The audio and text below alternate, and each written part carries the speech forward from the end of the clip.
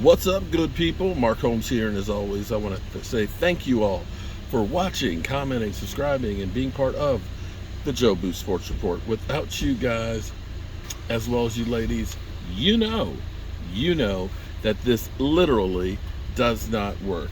You know, this off season for a lot of us have been disappointment, but you know what? They don't give away Super Bowls for off-season work. They just don't, okay? We have seen teams that have been off-season champions, and you got to say that this year, the Philadelphia Eagles are definitely the off-season champions. They just are. I mean, seriously. You know, they got Anthony Brown as one of the top 5 wide receivers in the NFL, and, you know, Jalen Hurts is all of a sudden going to be the next greatest quarterback since sliced bread, and, you know, all the people that they done brought in and the draft picks. They're just great. We can't even get anybody rated good on Madden. And we look at it from the standpoint that we believe that we may have some issues if we have a rash of injuries at linebacker.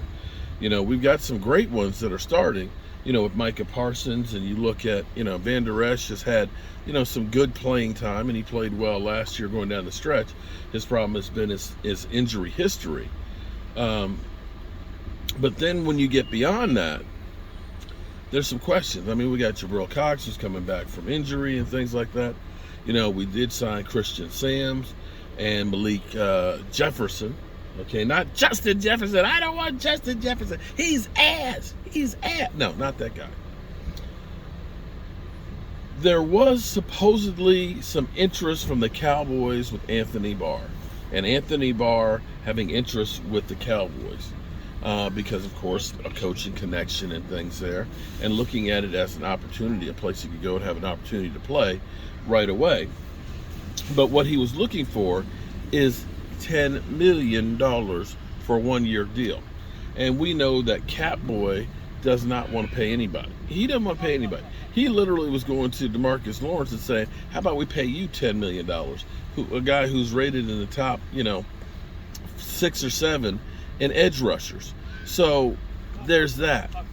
So there's Anthony Barr, who we've said is out there, who has had an interest in the Cowboys, who the Cowboys have had interest in, apparently finally has another suitor.